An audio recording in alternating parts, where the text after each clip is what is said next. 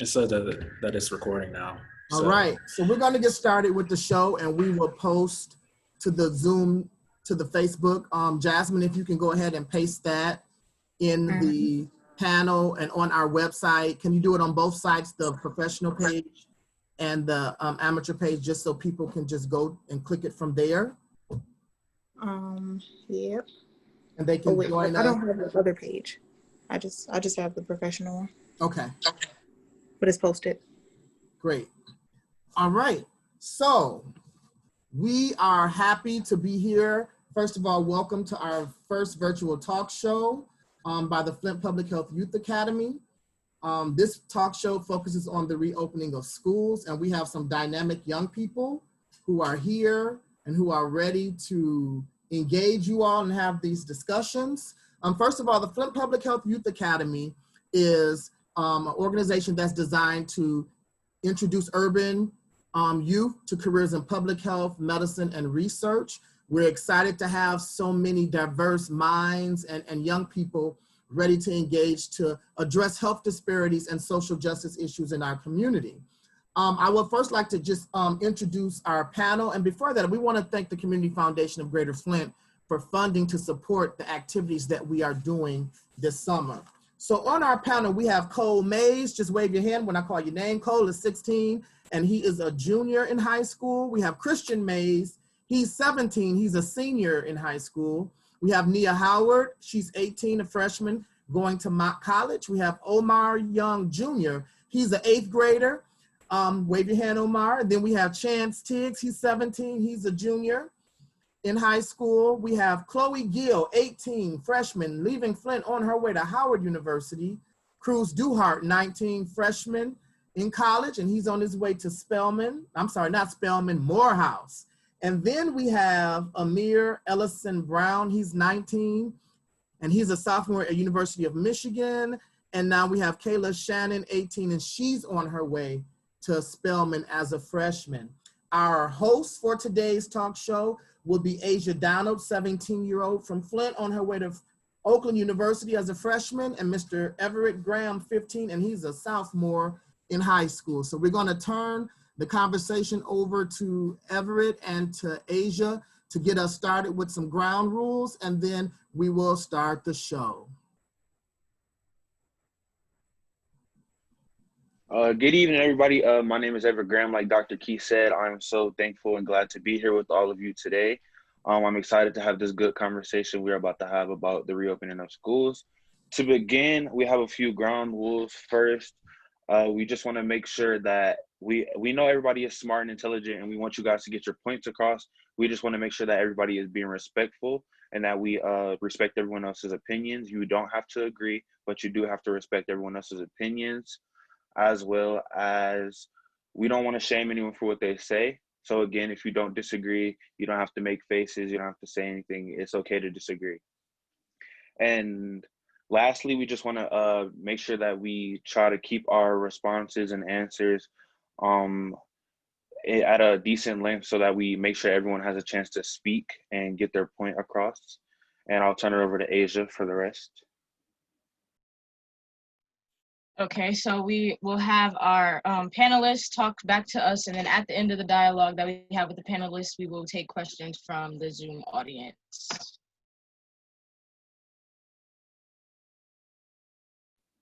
And with that being said, we're going to jump straight in. So firstly, we're going to start off with the safety category.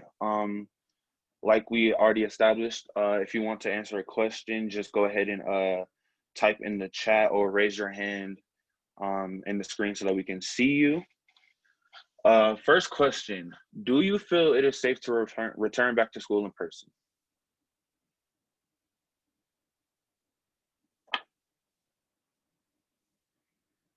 I see Kayla has her hand up. Hi, I don't think it's safe to return back to school in the fall. Specifically and especially for our younger kids, so like K through 5. Even middle school, I would say, and no, it's just not safe probably for K through 12 because honestly, people will say, even understanding the virus and understanding the dangers, especially for young people, it's hard to explain to them why they won't be able to play tag with their friends. It's hard to explain why you can't share crayons. I saw this one meme on Instagram that was like, you'll send your kid to school with a Spider-Man mask on and they'll come back with a Batman mask on.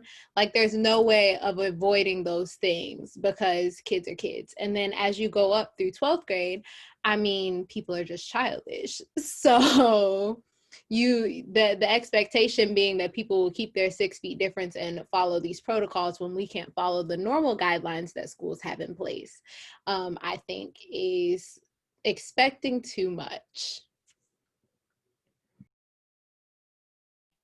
Thank you very much for that take. Anybody else have a opinion or anything to say? I see Cole. That's Christian. Oh, And I Christian, sorry. agree very strong with Kayla on that one. I'm just going to specifically talk about like the higher, 9 through 12 high school.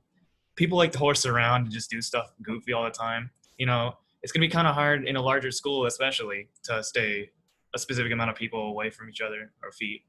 It's just going to be more difficult, so I don't think it's going to be safe to come back right now as it is. Yeah, I totally agree with both you guys, Kayla and Christian. It is definitely not safe for us to allow our children, especially the younger ones, to go back into school. And I'm pretty sure like you guys don't feel comfortable going back to school either. I know I don't. But if that's being said, everyone has got their point. We're gonna move on to our next question. This one we really want to get your take on because I feel like this is really important. Do you feel that our nation, state, and local governments have COVID under control? Please raise your hands. I see Amir. So I think that our government has done a pretty, mediocre job at controlling this virus.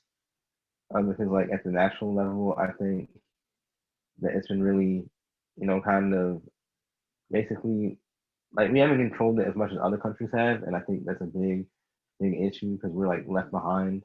Other countries are getting in the bigger phases and stuff and going in to more like normalcy and everything. So I think from that perspective, our country's been pretty bad.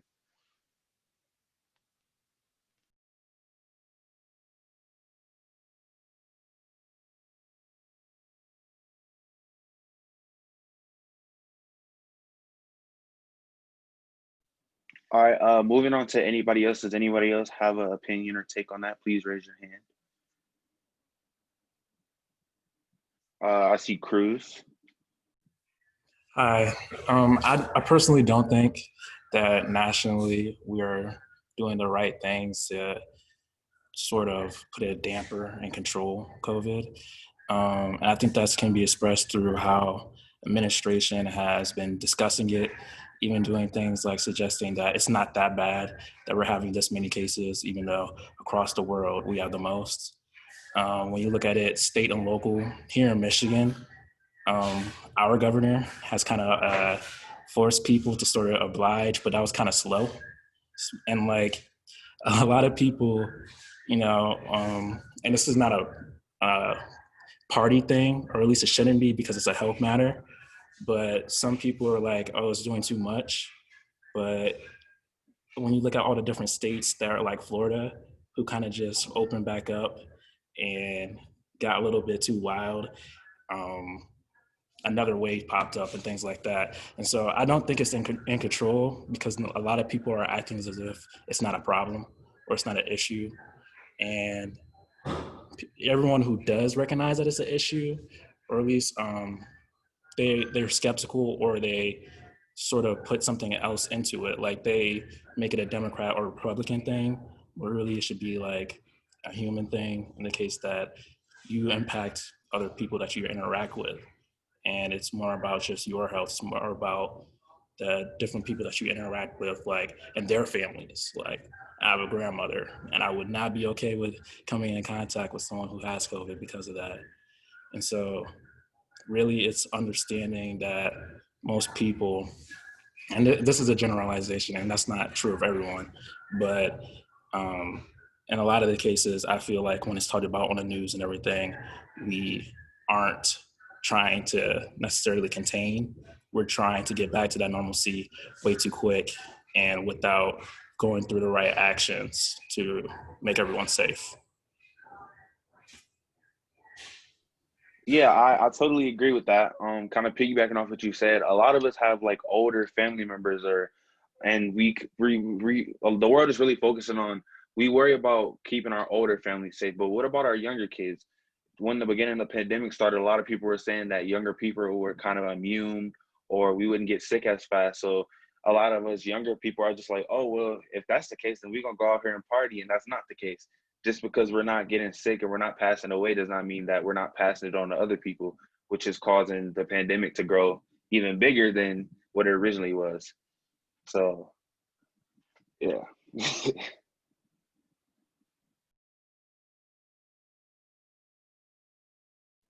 I'm gonna pass the mic over to Asia. I see Cole had his hand up. Do you want to speak? No, you go first. Oh, I don't have anything to say. He's just passing me the mic because I'm another host. No, I got like a 5 sentence thing to say. You go first. I'm literally just gonna ask the next question, so you can go. Oh, all right. I believe that coronavirus is not under control because looking at our country, how it's pretty much number one, and the fact that we do not have the highest population in the world, and comparing to other countries that do, the fact that that's the case kind of shows that we're a little lacking in it, and that's all.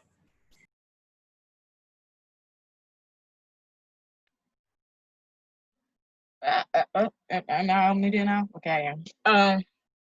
I agree with you. That does show a lot. Our results and us being a growing number at that, not even just being number one, but still growing daily is very concerning.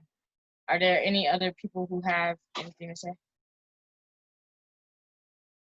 Okay, so the next question is, how do you think that you would react if a person sitting next to you in class coughed or sneezed?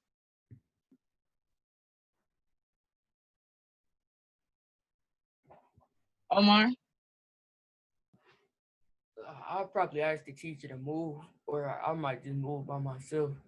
But if it sneeze, I think like I wouldn't care that much about it, but I'll just look and be concerned. But when the coughs start to happen, I'm gonna move myself away from the situation, and I'm sort of gonna just be concerned about a lot of things going on now in the school, just off that one cough or two or something like that. Well, yeah, that's all I got to say. Kayla? I think I personally, I mean, there would definitely be the look of skepticism. I would definitely give them the side eye, like, I don't know what you're doing, but I need you to keep that over there. But I think if we think in the grand scheme of things, like I think I was in the 7th grade when the whole Ebola thing happened. And I remember very clearly how middle schoolers reacted to that. And it wasn't even in our country, at least, of course, didn't have as large an impact as COVID is having now. And I just remember it being like, someone coughed, they got Ebola, and then it's a joke, and now we're all running around and we're playing with Ebola like it's tag. So I just feel like if we're now going to send these kids who are the same age, who have the same mentality, who are at this level of maturity, which is normal from their age group. Like, let me be clear. It's not that they're being immature. It's that they're acting their age. And so if we're going to send these people back, then they're going to treat Corona like it is the Ebola of today. And so with that being said, I think depending on the person, depending on the age group, it could become very uncomfortable. Or it could be a joke, which is probably more dangerous.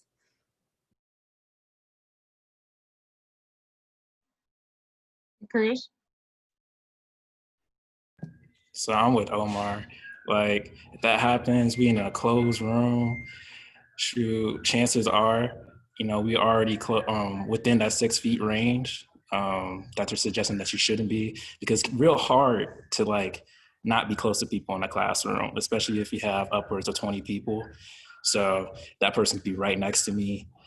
And honestly, I could be across the whole room. And if I hear somebody sneeze or cough, I'm just automatically uncomfortable. Like, I don't know what I would do, to be honest.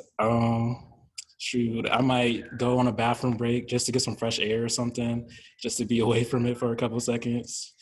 But that stressor shouldn't be there where you're trying to learn is the issue here. Learning itself is already, a task. Why add things on top of that? I definitely understand all of your guys' takes. I remember being in middle school during the whole Ebola thing, and I remember joking about the Ebola thing, not taking it as serious. So I know, like, my younger brother, who is now the age that I was when Ebola was around, would definitely do the exact same thing. Would definitely the exact same person who would do the exact same thing. Are there any more takes on that question? Cole? Since it's all treated as a joke, if that's the way that coronavirus were to be in school, just think about the bullying, if one person sneezes, they're going to be put on blast, and it's not like it's going to be like silent reading time. Everyone's going to hear that. So at least one or two people will probably make fun of them after school, which is kind of sad, It feels bad, I also completely agree with everyone else's statements. Like, how am I supposed to say anything if everyone else says it better? To be honest, you guys have really awesome points. I get that part too, because I'm one of those kids who has the bad allergies, and I will get tore up in school. I would get tore up because I would be sneezing all the time. It would just happen. So are there any more takes on that one?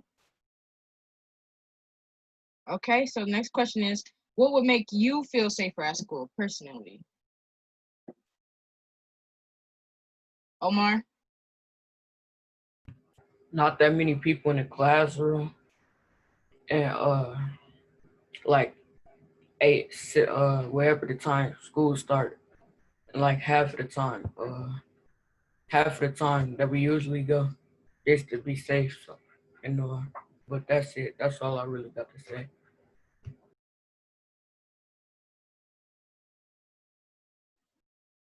Chloe, I saw your hand was up.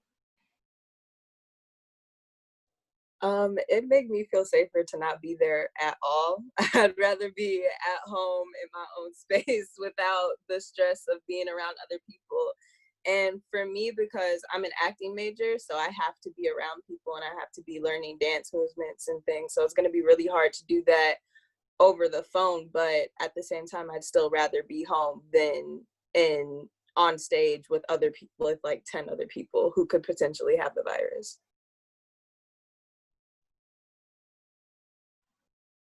Anyone else?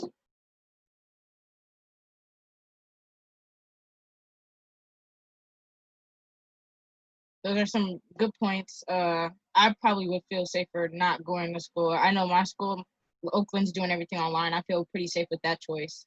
But it's still the possibility of like having to walk on campus to go this place or that place. So, you can still come in contact.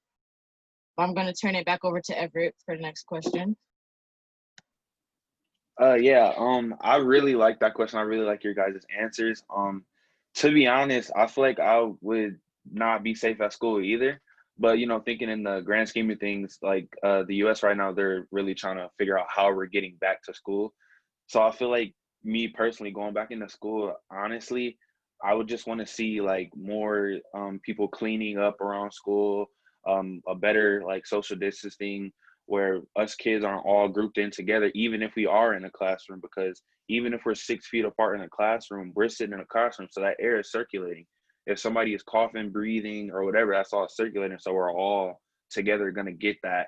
So I feel like just more like outside classrooms. I know a lot of schools were trying to implement that before the whole corona thing. A lot of schools are trying to make the school environment feel more like home for kids, so that when they came to school, they didn't feel like it was a job or it was a chore. So I feel like having more like outside school events would help out with that. But wrapping up that conversation, we're gonna move on to our next question. So these new questions have to do with learning. That first topic was kind of safety. So our first learning question, we're gonna kind of put you guys on blast. You don't have to share it, but we would appreciate if you do. Has your grades changed since COVID started? Moving online school, like I know back in the spring, a lot of us went from school on that Friday to online school that next Monday. So have your grades dropped or have they went up? Like we want to know. I see Chance. Yes, my grades have depleted.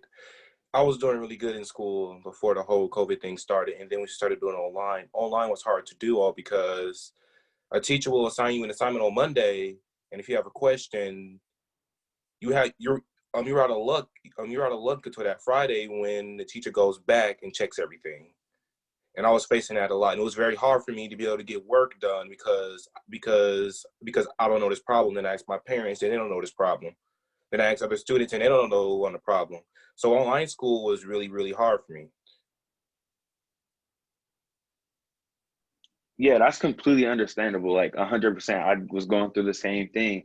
Like it's hard when you're at home and even with like homework, it's hard when you're doing homework, you don't understand something and you can't really just like call your teacher and be like, yo, I need help.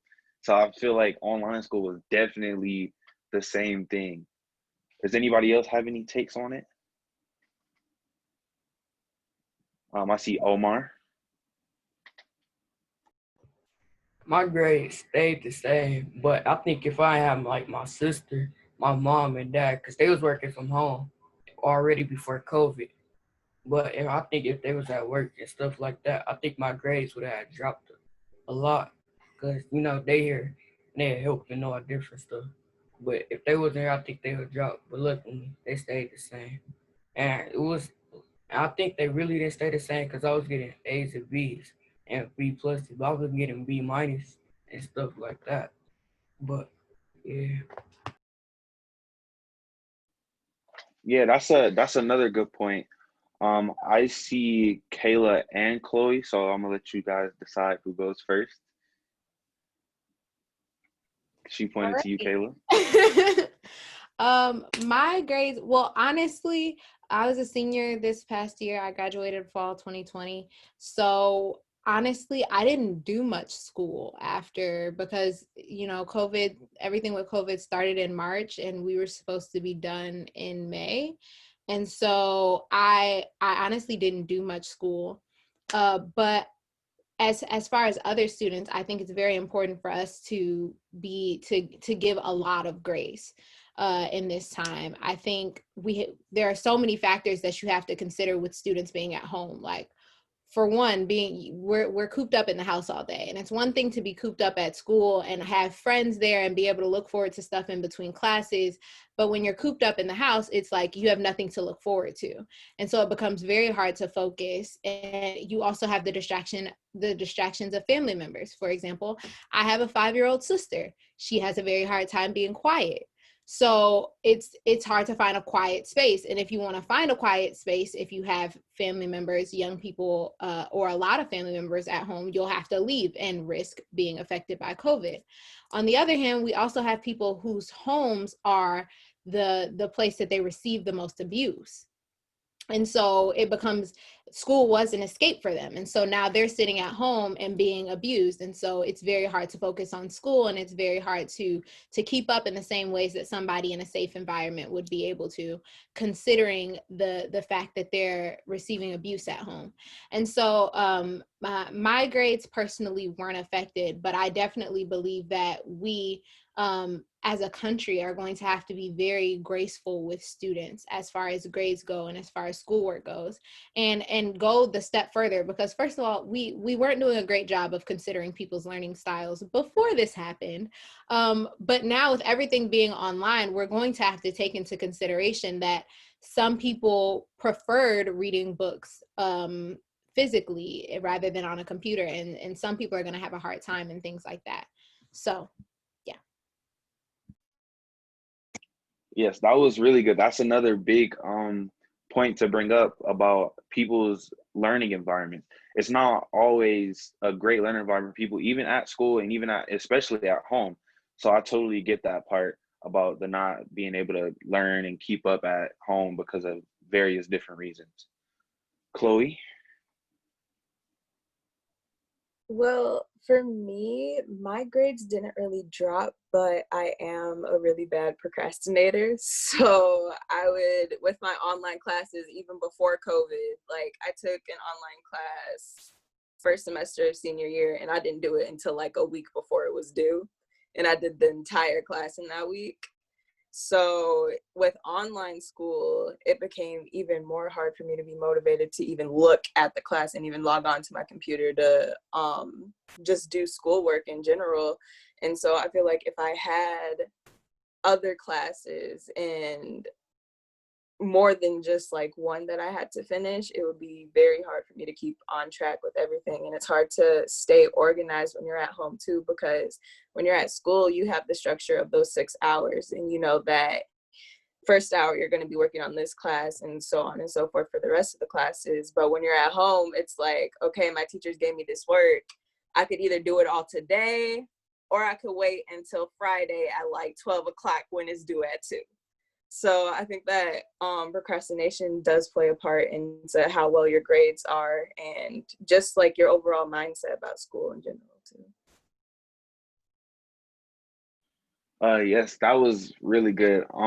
Two things really stuck out to me. The procrastination part.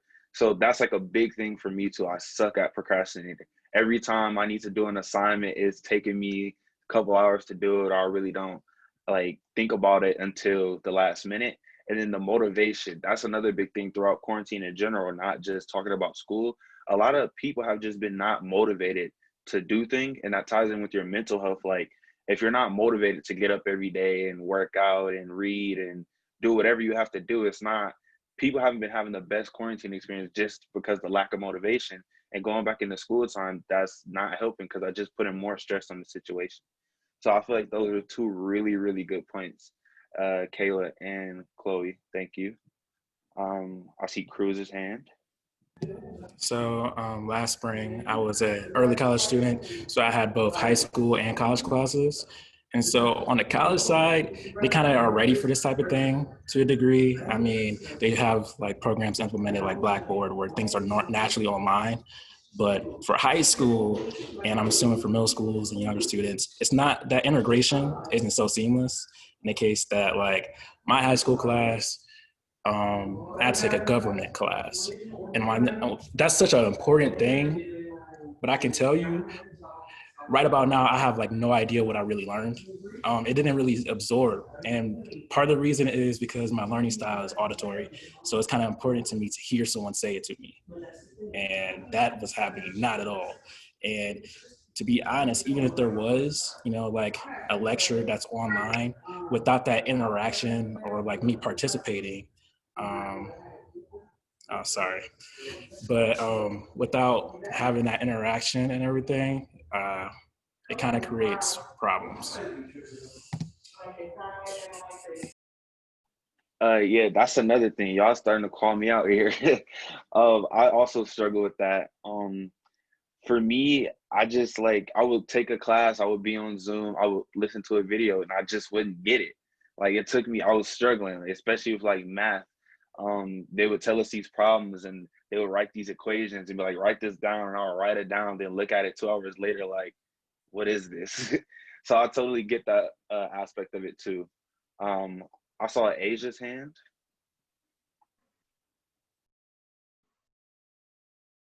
As a co-host, I'm really gonna put myself out on the spot right now. So school, not really my strong suit. Never have I ever. I've always been a procrastinator. It's always been like last minute, do this. So giving 59 on Sunday night deadline was the worst choice that any of my teachers could have given me. And also Governor Whitmer saying if you were passing a class, you didn't have to do the work for it. Also the worst choice she could have gave me, because when I say 4 out of the 6 classes I was taking, I did not look at them ever again after March 12th. I did not look at them again. And then the 2 classes that I had to take, I was emailing teachers every day, all day, like, can you please help me? I don't know what I'm doing. I'm sorry. I never paid attention in your class, but I need your help now because I cannot do 12th grade all over again. It's not going to happen. Yeah, like y'all, I'm sorry, but y'all coming like literally everything y'all said has just been me. Um, but yeah, that's another big thing. I know a lot of people struggle with that. Like if especially with the Governor Whitmer saying, yeah, if you're passing, it's over. Like that got in my head from the beginning. I was like, well, if we gonna pass regardless, then what's the point? And I was another learning curve I have to learn. Like, even if we're gonna pass next year, when I get into this new class and they're like, okay, let's talk about what you learned last year, and then I'm just sitting there. That's gonna be a thing. I see Cruz's hand.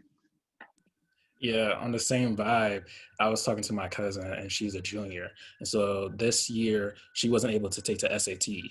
And so that's something else that's like super big is next year.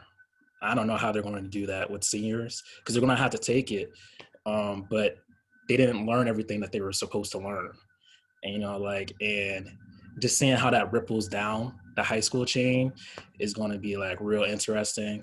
And it's not honestly not fair because not everybody's given the same opportunity.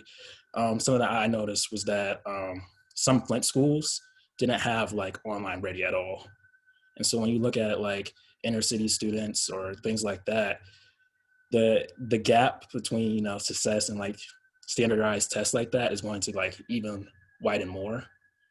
And just looking at that in combination with expecting those schools to adapt so quickly to make them switch to online and things like that, it's going to cost a lot of money that they potentially don't have. And so when you even look at besides like the student aspect, this like creates a bunch of ripples. Like this is an issue that's going to last a couple of years for it to really just ease out and cool down. And I think a lot of people are focused on like the right now, but when you look towards that looks negative too, and no one's speaking about that at all. I've gotten like no information on SATs or anything like that. Yeah, that's another really valid point. I am a Flint school student. So last spring, we went through a lot, honestly, to get into school and really get our learning process. And it didn't help with, like Asia said, Governor Whitmer saying, regardless, you'll pass. Like that situation was like a lot. It was like hard for a lot of us Flint school students because our school wasn't prepared whatsoever. Like we weren't ready, and neither were all schools. Some schools performed better than others, but a majority of the schools weren't ready for this. It was like a blind side. And that also gets into like the economics where you said this will be a thing that ripples for years. Like this is something that is not going to be forgotten. As soon as the cases go down, that's not the end of COVID. Like we have to get back economically because we lost a lot of businesses. We lost a lot of in the stock market. Like there's a lot more to COVID than just people getting sick that the media doesn't really tend to focus on. And us kids, we gotta kind of learn that stuff, like we gotta go out of our way to learn it. It's not easily accessible to us. Right. And that's y'all future. Like that's like coming up. Yeah. Does anybody else have any questions any answers before we move on to the next question? Okay. So I feel like we were having a really good conversation. So kind of piggybacking off our last question, how do you guys feel about hybrid learning? I don't know if you guys are familiar, if the people in the audience are, but hybrid learning is when you go to actual school some days and then you go to online school for the rest. So you might do 2 days at school for 6 hours and then the rest of the week is all online work. How do you guys feel about that? I see Chloe's hand. Okay, so my classes originally, before Howard decided to close campus, they're supposed to be hybrid learning. So we'd get an assignment one day online and then we'd come in and like perform monologues or our dance choreo when we'd have our in-person classes and stuff like that.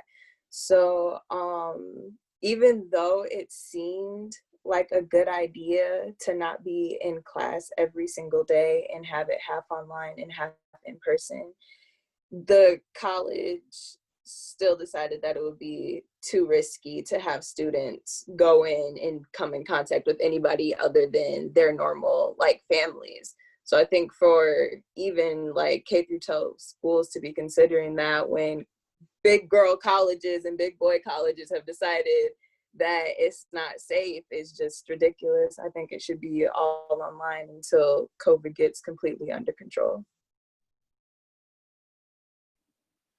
I see Amir's hand, and I'll get Kayla right after Amir. So for me, the situation that at U of M Flint is that they're having like some of my classes are going to be online and some are going to be in person, and I have like 2 classes that are like actually in person in some of my labs. And if you've seen some of the labs and colleges and stuff, they're pretty. It's not a large space at all. So I don't know how they're going to navigate that or handle that.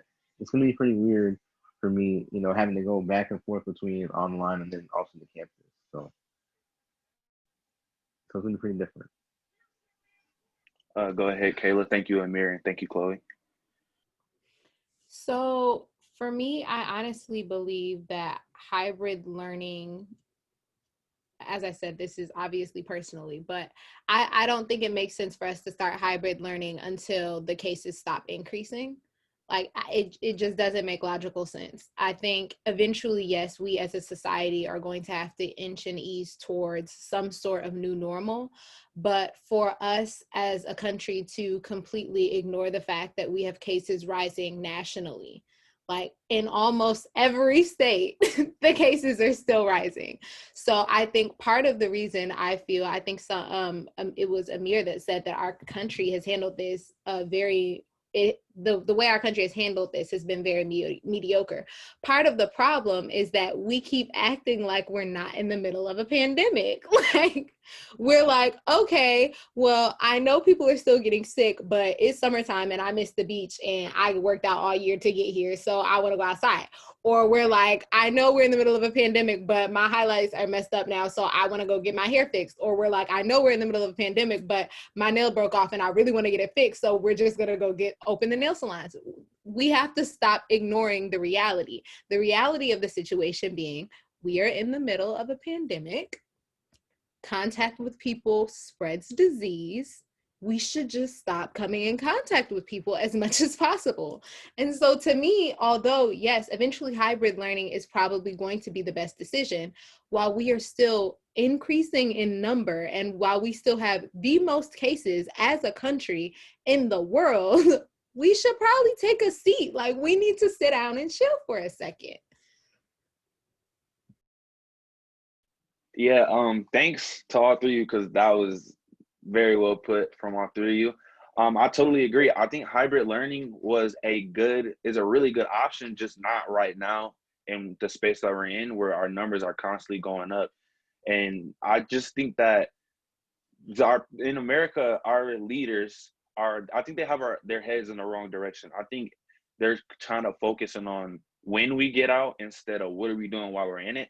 Because we've seen so much stuff about what they want to do once we get out of quarantine or what people want to do or what's going to happen when we get out of quarantine. But we haven't really heard much about, okay, while we're in quarantine, what are we doing to make sure that we're done? And we've heard about cures and different things like that, but that's not really helpful to the people who are sitting at home like us who don't really have a voice. I know a couple of you on here are 18 or almost 18. You guys will have the chance to vote, but the rest of us don't really have a chance to like really get our voices heard or point across.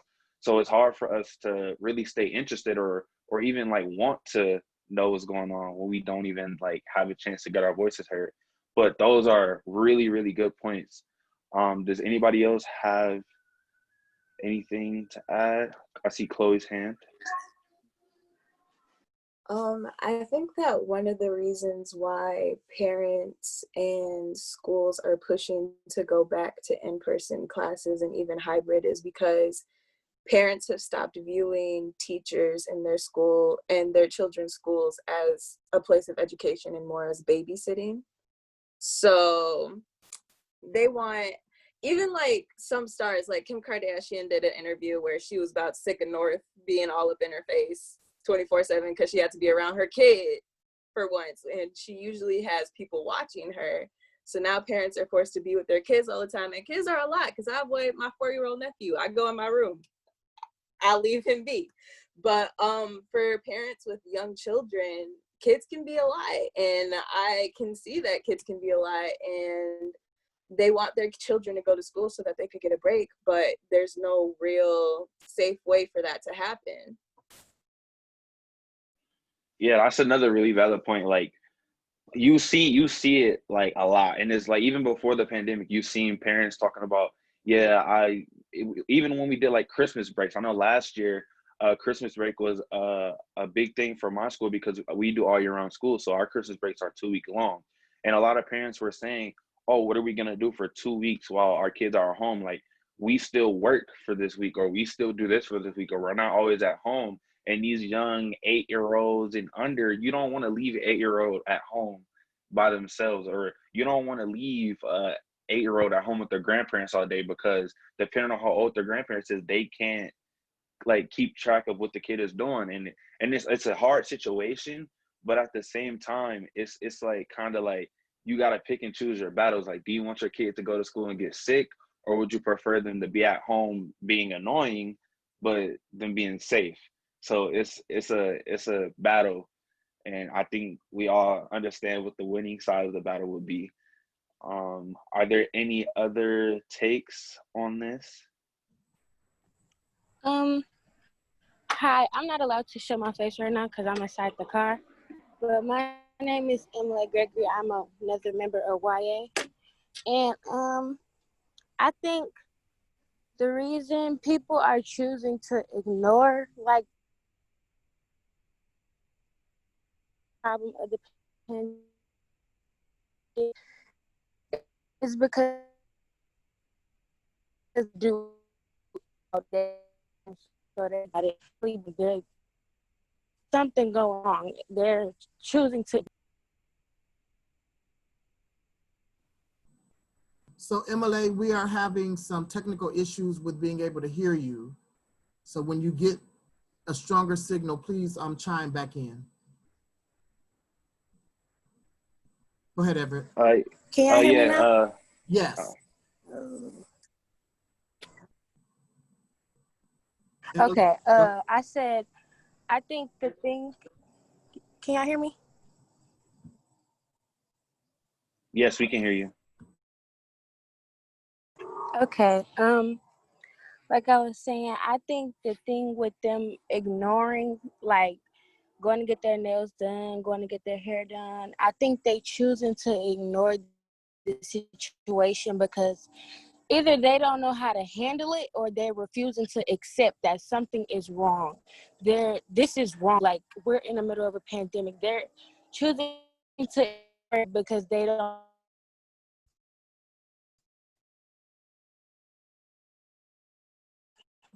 We heard you for a minute there, Emily. It was sounding great, then it cut out again. So if you could put your remark in the chat, we'll have someone read it for you. Because we know you're mobile right now, and so that could have something to do with your connection. Go ahead, Everett. Yeah, like Dr. Key was saying, thank you, Emily, for sharing that piece.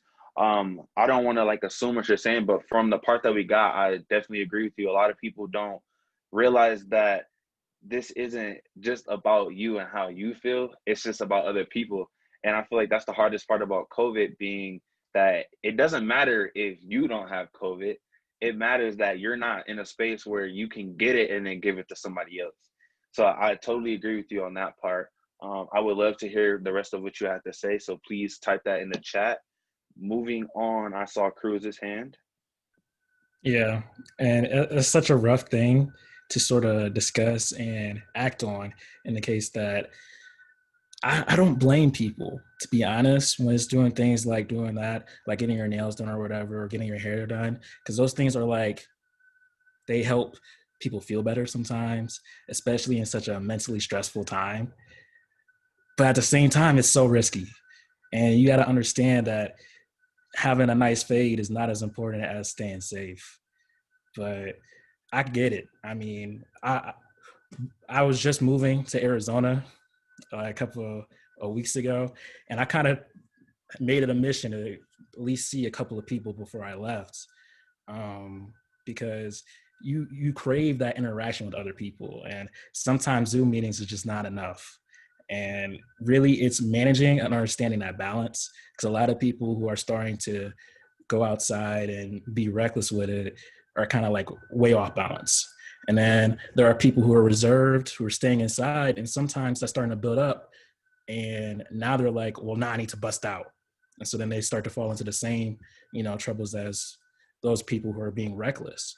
And so really it's like understanding that balance, like, okay, now I can't get my hair done, but maybe I can go to the park, get some fresh air, with my family, instead of like going to hang out with a friend or something. But yeah, it's not easy. It's not easy. Yes, I totally agree with that fact too. I'm a air some of my dirty laundry. Me personally, I have hung out with people during COVID, but I try my best to do it at a point where we can be safe and that we don't have to worry about like infecting other people. So if I go to my friend's house, I just go to my friend's house. I don't go to my friend's house, then go to the mall, then go to the grocery store or do like a bunch of stuff. Like if I'm going to my friend's house, it's just my friend's house. Or if I'm going to visit my family member, I'm just going to my family member's house. And I feel like that's another big part that's not really being clarified, because in the beginning they were like, yeah, don't go anywhere, don't leave your house other than if you need to. But then towards the end, a lot of people, when the more states started opening up, and like California and Nevada started opening back up, people were like, oh, well, if they're opening back up, it must be okay for us to go to our friend's house and hang out. So as soon as the mall in Flint opened back up, you see people on their Snapchat stories all at the mall. Or you see people who, when the restaurants open up, like the first week Applebee's opened back up, I can't even tell you how many of my friends posted stories of them at Applebee's. So it's just like, it's hard to be able to be in the house for so long, because we were in the house for 3 months, or we should have been in the house for 3 months before they were like, okay, we can leave. So I see how it's hard for people to kind of go from being at home to, okay, they gave us a little bit of freedom, we're going to take advantage of it. So yeah, I see Asia's hand, and then Cruz after Asia. Okay, as a co-host again, I'm gonna put myself on the spot. I have a lot of mental issues where if I'm just doing the same thing every day and I fall into a pattern, even with school, it was like difficult going to school, because I'd have these days where I'd be like, okay, you did the same thing every day for the last 2 months. Something's got to give. Sitting in this house, in this room for 3 months was like the worst thing that could happen to me. Just like Governor Whitmer saying that I didn't have to finish school if I didn't want to. Okay. When she said we could go outside, I had to call somebody. I had to see somebody other than the 4 faces that I see every day, all day. But it wasn't like, okay, I'm going to see you and we're going to run and see everybody else. It was like, okay, I'm going to see you. We can stay together. I know that you were quarantined. You know that I was quarantined. We both didn't have it. So it's fine. We can hang out. I had a birthday during this whole COVID thing, and I wanted to celebrate with a few of my close friends. I had a few people come over that I knew did not have it, haven't been around anybody with it, because we've all been doing the same things, just sitting in our house doing this. If they go into work, they've been tested, they get their temperature checked all the time. So it's like, at a certain point, you can do so much before it's like, okay, because I know kids on their Snapchat stories, they are at parties every night. I don't know how you find a party every night, but you're doing it. And if that's what you want to do, if you're not sick, go ahead, do it. But like, stay away from me with that, because I have my little 7 people that I know for sure they don't have it. They didn't get it when we were in quarantine, and we good. So Yeah, you mentioned, oh, sorry. no, go ahead, because we have Chloe, and then we want to kind of wrap up a couple of the other socialization questions, and then let's transition, because we have some questions in the Q&A as well.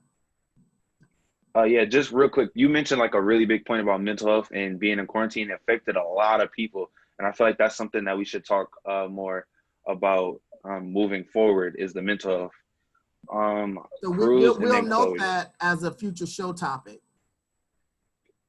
Okay. So they sent into the chat their message. And I was going to ask if somebody wants to volunteer to read it, potentially. Yes, I can do that real quick. I'm pulling it up. All right, so I'm gonna read her question. I feel like people choose to ignore the pandemic because they are refusing to accept it, or they don't know how to handle the fact that our country is falling apart traumatically. I believe people are used to things being normal and aren't prepared for this sudden shock. Yeah, like I said before, I completely agree with you. I feel like people just feel like it's about them. I feel like they feel the whole thing is about them, and it's really not. It's about everybody. Like this is a thing that affects everybody.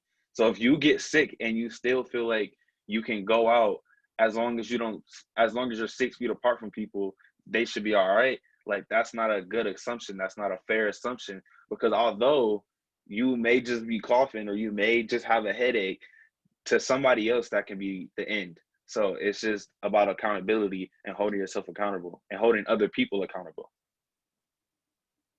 And Chloe, go ahead. Okay, this is a little bit off topic, but not really. The whole thing about missing social interaction and being with people. I know when people first started coming out of their houses and kind of like forgetting about COVID a little bit was when the protests were going on. And I know a few people were using the protest as a social event instead of something to actually bring change. So they were going out and they were meeting with their friends and they thought that it was just some big event. And then I know after the protests kind of like died down a little bit, people were still having parties and going to hang out with their friends and basically just forgot about COVID altogether and just to go and meet up with people because they saw that other people were doing it. And even if it was for a good cause and it was necessary, other people were going out. So why am I stuck in the house? I need to be out too. And yeah, that's it. Chloe, I want to interject on that. That's a good point to make. Not only were, because of the pressures and the mental pressures and the isolation, the feelings of isolation, some did utilize the protest as a way to socialize. However, I think it also kind of shared with many of us who do social justice work and public health and health disparities work is that people got caught up in the movement and like the moment, meaning in the protest, in the rally, in the chant, but they didn't really put energy to understand the movement. And we're going to have a future show to really talk about, being in the moment, but understanding the movement and what we're moving towards, even with those social justice protests. So you're absolutely right. And I actually have had several discussions with people who said, hey, that was the only way their parents would let them out the house because they were like, okay, I'm going to go and protest. But without the parents talking to them about what protesting is all about. And when we think about the millennials and younger, they're like 3 to 4 generations removed from like the civil rights movement. So they don't really have that historical memory, right? And so understanding that moment is not the movement, it's just a small piece of the movement. And so thank you for highlighting that. Yeah, thank you, Chloe and Dr. Key. Y'all definitely just knocked that right out the park. So thank both of you. Now we're gonna move on to the socialization part. Like Dr. Key said, I'm gonna turn the next few parts over to Asia.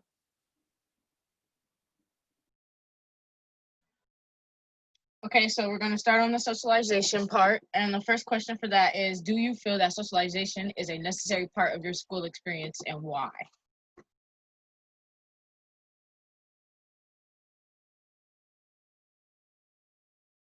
Go ahead, Chloe. Well, for me, because I am an acting major, which is a performance major, I have to talk to people and I have to be around people, or else I'd just be doing monologues over and over again. And that's not really helping me develop any of the schools that I'm paying to go to college for. So I kind of have to be around people and learning from people and learning different body movements and how to work improv off of somebody else. And it's kind of hard to do that online and through the phone. So.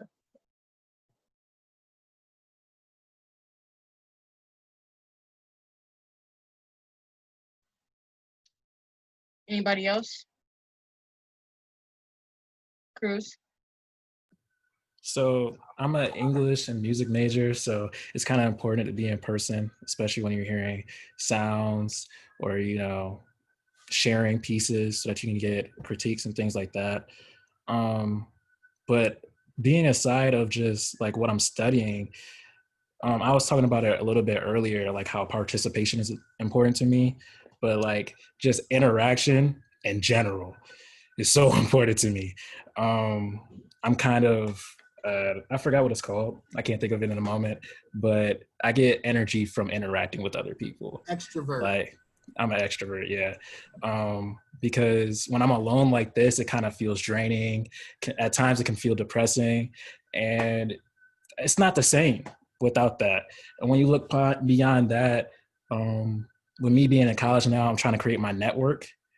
I'm trying to create a network, and so I need to interact with friends and stuff and different peers that are surrounding me, so that I can potentially use that in career interests in the future, or all the different types of things. And me being an artist, like, just interaction is important, and like any way you look at it. And so it's really hard to be like, nah, we gonna go to school, you don't get to talk to nobody, you just teacher, you get a lecture, and then you do some homework, and that's it. But that's kind of how it's going to be. It's going to be rough. I mean, but it's kind of necessary. And so even though I'm over here sitting like, this is so irritating, this is not the wave. But that being said, it's kind of like you got to sacrifice some certain things. Like when you just sit down there and like look at it at surface level, all that is not important as saving someone's life, or there would be someone in my family, someone else's family, or whatever. That is way more important. And it's unfortunate, and sometimes you want to be selfish, but safety. Absolutely, Cruz. So in the interest of time, as we're talking about socialization, and we're thinking about how we socialize in school, so really quick, so Nia, I want to hear from you. What are your thoughts? What are your thoughts around socialization and the role that it plays in like building people skills and all those things? And is it something important that we need in our school experience? I think it is important, but like personally, I'm an introvert. Like I like to be by myself, and I like to learn by myself. But I think a lot of other people need the socialization with other people to be able to learn. Like learning in groups helps other people. And for me, I'm going to be an educator. I want to be a teacher. So right now, I don't think I need to socialize with other people to get where I need to go. But like in the future, like when I'm a junior or a senior, I'm gonna need to be able to like work with kids and stuff. So, because that's what I'm gonna have to do, like in my profession. Great. So in the interest of time, and we'll go to you, Everett. Asia, if you can pivot to the sports question for us, and then we're going to take questions from the Q&A, and then we'll wrap up. Thank you all so much. Go ahead, Everett, and then Asia with the sports question. Yeah, just to kind of wrap this up, I just wanted to mention, what about the youth? Like the youth is another big part. Like those kids that are like kindergarten through third grade, a big part of school for them isn't necessarily the learning, but it's the learning how to deal with other people. Because as you get to high school and college, you deal with a lot of different situations where your people skills really determine if you fail or succeed. So yeah. Did you have your hand up, Christian or Cole? Which one? Go ahead. Yeah, you see, you're kind of at school to learn, but the thing about learning is that you do need external help and external like people, because if you're, for say, learning to draw, if the only person that you actually learn to draw from is a teacher, they're not going to show you all the ways that you can improve. You kind of need other people, like a friend, to show you a couple tips here and there. And let's say if you don't really have one of those kind of friends, you will never really know where to learn, and you won't grow and won't improve in certain aspects or certain areas. That goes with pretty much like music and pretty much, actually no, it's pretty much all the things. You need to have some sort of socialization to get anywhere. Unless you have every single thing down, then maybe you don't need socialization. But even then, you still might need just at least a little bit of it from, just constructive criticism, Absolutely. Absolutely. Asia, go ahead. Okay. Sometimes when I press the mute button, it doesn't work. I'm still learning it. I agree with everybody. I really love all those points. I think that it is also very necessary, especially for kids like me with the numerous, the resume of issues or just personality traits that I have. Socialization is very important. And going on with the socialization topic, do you feel like it's safe enough to play sports if it's safe enough to go to schools? And like, what is your degree of that with full contact sports or little to no contact sports? Omar? Certain sports I think that we should have and shouldn't have. And I think if they was to start all the sports, I think they should not have no fans and different. There's like no fans. And for basketball, that's one sport, basketball and football. I like basketball. One part of me say I wanted to start back up because I would have played, and the other part say is I want to be safe with it and all. And for football, it's the same thing. Nah, I just read an article about it right before I got on the meeting. Talk about it's gonna start in spring, but I don't know. I really don't want football to start back up, but I like football a lot. That's one of my favorite sports. But yeah, but different sports like wrestling and stuff, like I don't want, like, them not the sports I want to start up anymore. I think the safest sport would probably be like hockey or something.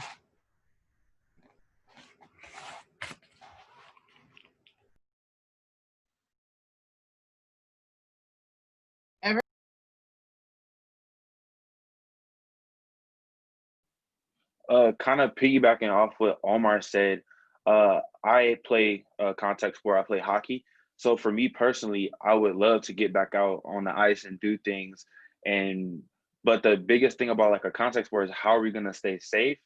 And then like he said, he wanted basketball to come back, but in high school, for there not to be a crowd for a high school basketball game, that kind of is the basketball game. So when you think about a basketball game, you think about, oh, we're going to go to the basketball game to like celebrate the week. Like we did good this week. We passed all our tests. Let's go to the basketball game to celebrate. Let's go to the basketball game to socialize. And kind of thinking about the NBA a little bit.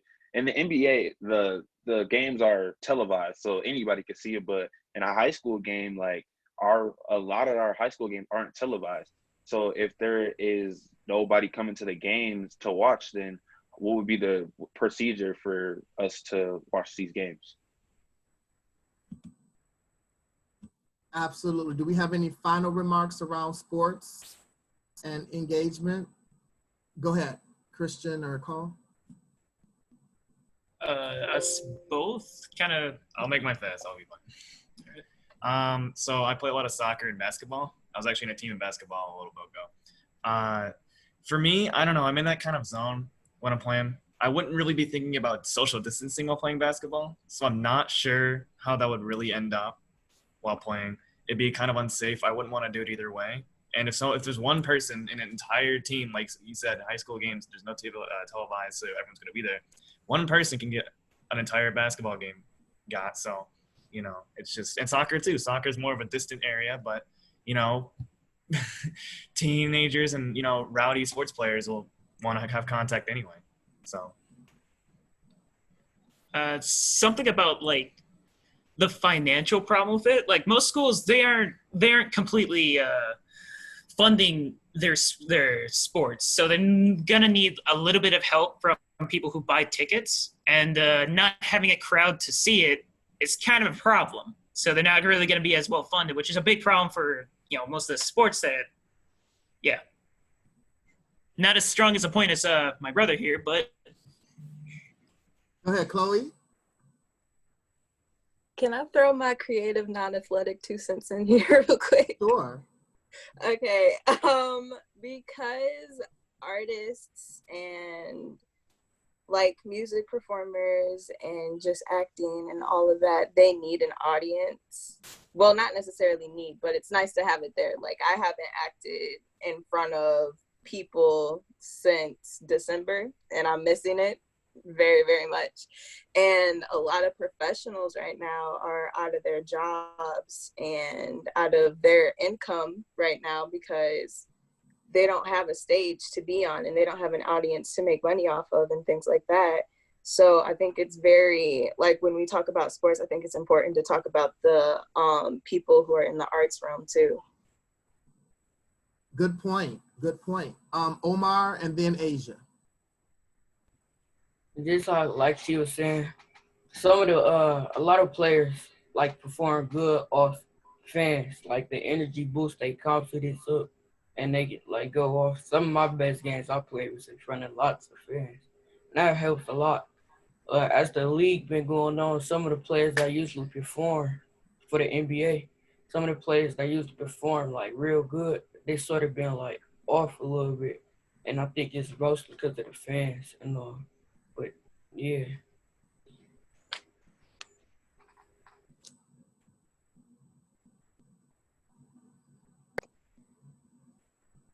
Okay, having been on both spectrums of the arts and sports, I feel that it's necessary that they have their fans for both.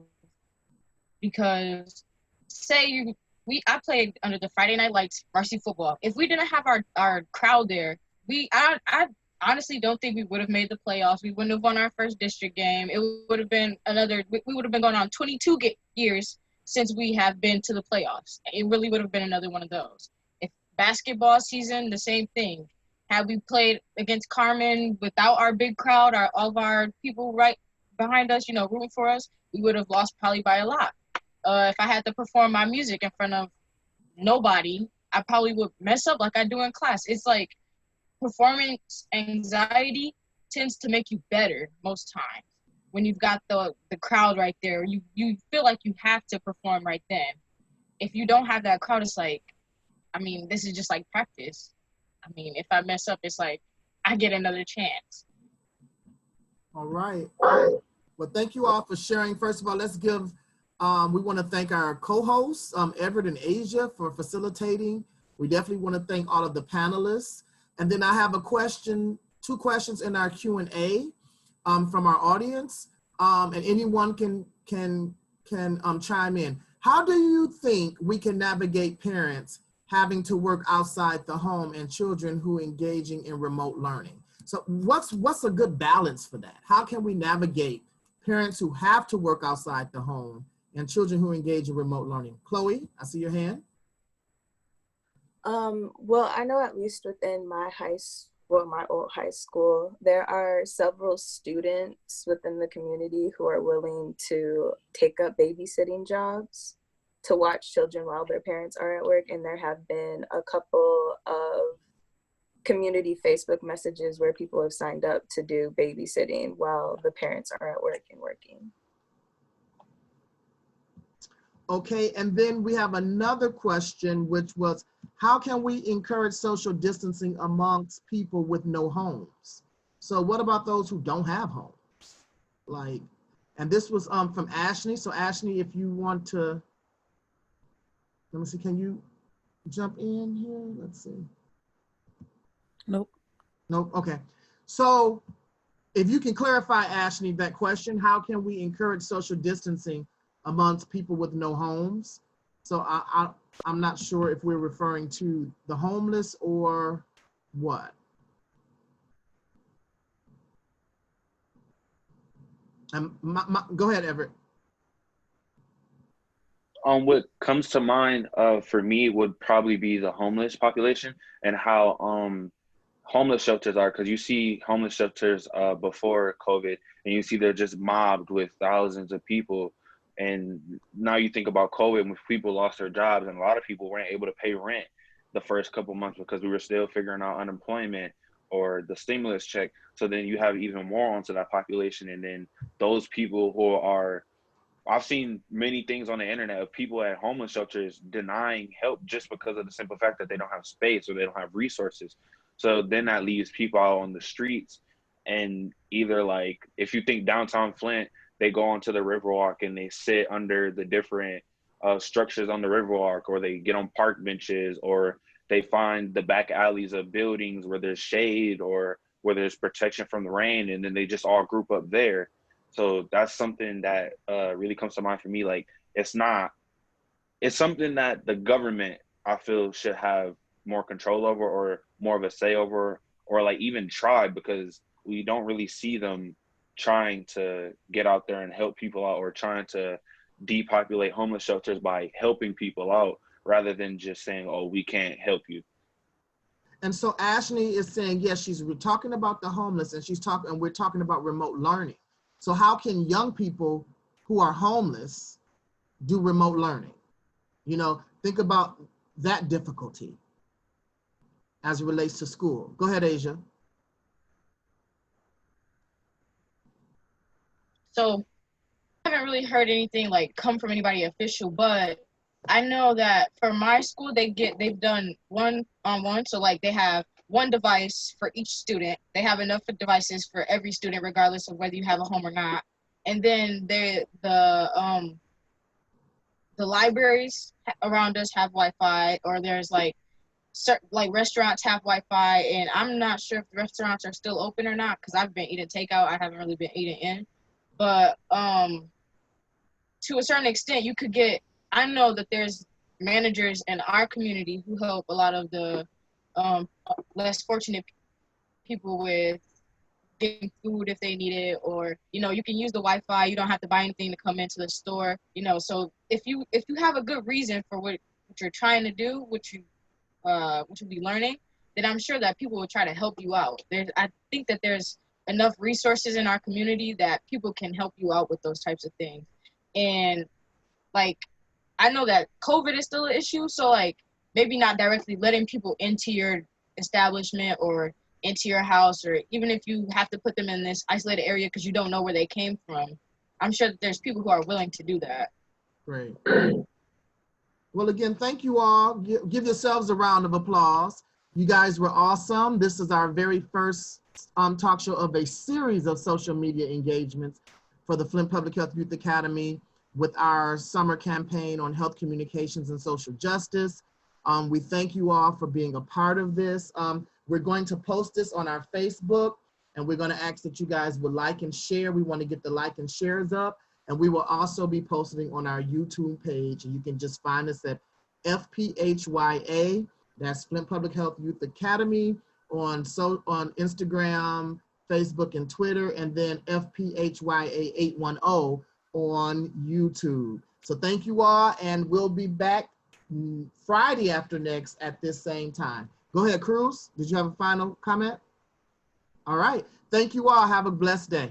Blessed evening.